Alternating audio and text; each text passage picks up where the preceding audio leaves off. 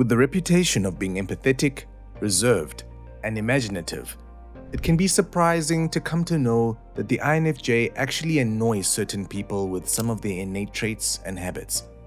In fact, it's not just one or two of their traits that get on people's nerves, but rather a complete list of habits that have the potential to push other people's buttons. So, what makes the INFJ so maddening to some people? Welcome or welcome back, psychos. Before we get into it, we'd love it if you liked and subscribed to our channel, as well as to click the post notification bell so you never miss a video. Alright, let's get right into it. Starting with number 1. The obvious paradoxical nature. The first and most obvious trait that comes to mind from an INFJ themselves is the fact that this personality type is extremely paradoxical by nature. With a balanced combination of both logic and emotion, it's within their very cognitive makeup that causes the INFJ to be so confusing to some. However, known as the walking paradox of the MBTI, it's not only within their cognitive functions that this personality type showcases their contradicting nature. In fact, there are multiple ways in which their conflicting habits can really rub people the wrong way with confusion. One prime example is in the way the INFJ craves human connection from others, while simultaneously remaining hesitant and closed off to new connections. Or, another example would be in the way the INFJ is both extremely conservative and respectful, yet at times unleashes an obvious rebellious and even defiant manner. They often see both sides to every argument, causing them to sometimes play devil's advocate or simply play the victim and the invader. Number 2. The indestructible independence. Another notorious INFJ trait that can come off as slightly annoying to some people has to do with their independent nature. Sure, the ability to be independent comes with its positives, especially for the INFJ who requires an ample amount of alone time to rest and recharge their batteries. However, there's a few scenarios where this independence actually hinders their connections with others. One key scenario would be when it comes to INFJs accepting help. INFJs are always on a mission to prove their competence. So much so that despite being completely overwhelmed by the responsibilities they've taken on, the INFJ will stubbornly refuse help from their fellow co-workers or loved ones to lighten their load.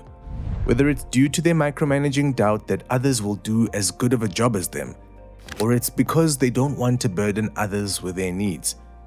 Not allowing people to assist can actually come off as immature.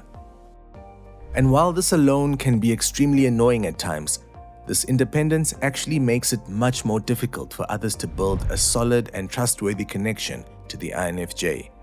Which brings us to number 3. Their secrecy and private nature. INFJs are known to be the advocate or counselor personality type. Due to their desire to dig deep into other people's minds, this private personality type is often too busy prying open the brains of others to ever find the necessity in opening up about themselves. They love playing armchair psychologists by asking certain questions and pushing the right buttons in order to figure something out, all while remaining completely mysterious and reserved in the process. And while this approach to getting to know someone can actually be quite effective, as they slowly learn to trust another in order to feel comfortable enough to open up, it can come off a little condescending and nosy to some people.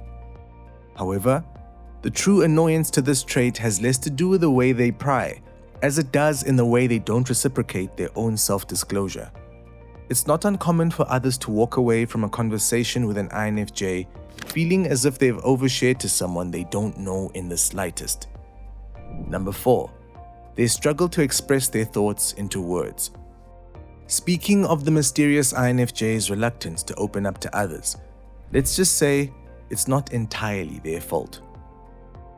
There's something about the way the mind of this philosophical personality type works that makes it extremely challenging for them to form their complex thoughts into words. Through introverted intuition and introverted thinking, it takes a lot for them to formulate the right analogies, explanations, and examples to explain their ideas. And so, This verbal disconnect inevitably leads to a lot of conversational ums, I can't really explains, and never minds. Sure, this can become annoying for people who are attempting to understand the INFJ beyond their surface facade, but it's even more annoying for the INFJ who at times desperately wants to clarify and break down their intricate thoughts and feelings. The worst is when it comes to trying to communicate within romantic relationships and friendships, as their extroverted feeling function can make it even more difficult for them to express their emotions. Number 5. The way they prove to know things. Despite their difficulty with explaining their conclusions and insights, there's a subtle know-it-all energy that comes with the INFJ personality type. They don't mind sharing their opposing opinions in order to expand their own understanding of others' perspectives on a topic, and through that, they can often challenge others' views. In fact, sometimes they don't have to say anything and still come across as the wise guy. Being the reserved type they often take a back seat in most group conversational dynamics, resulting in a completely tuned-in observational stance that can make them seem rather judgmental.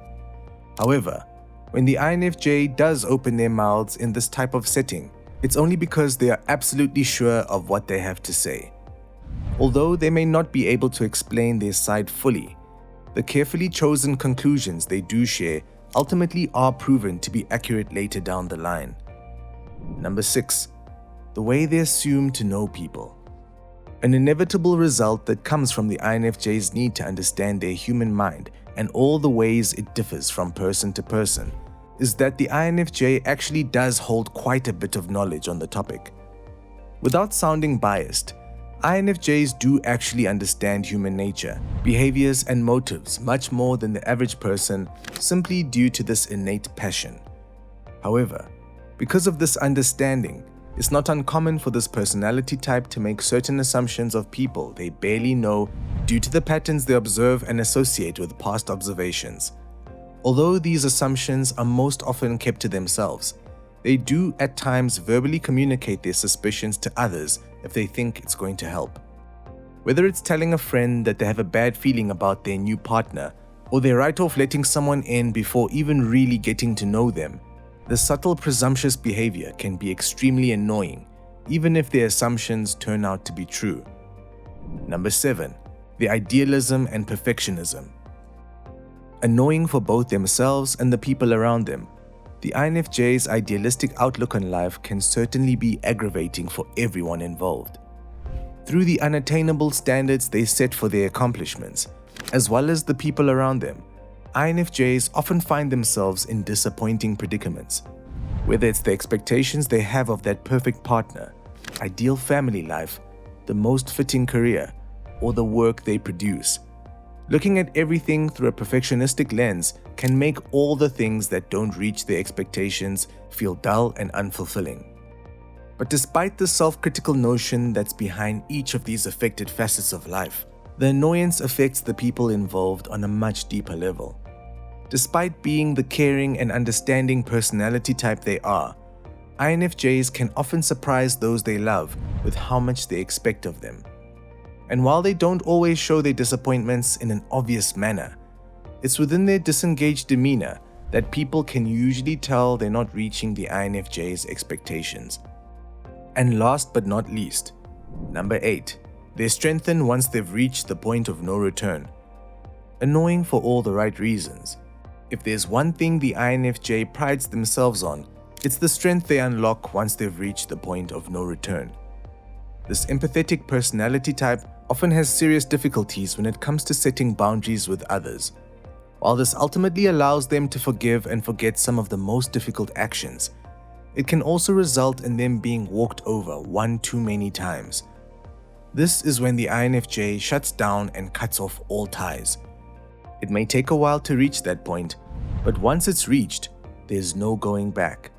Regardless of the hurt and annoyance it causes another individual, this personality type will do whatever it takes to remain disengaged with someone who has taken their kindness for granted.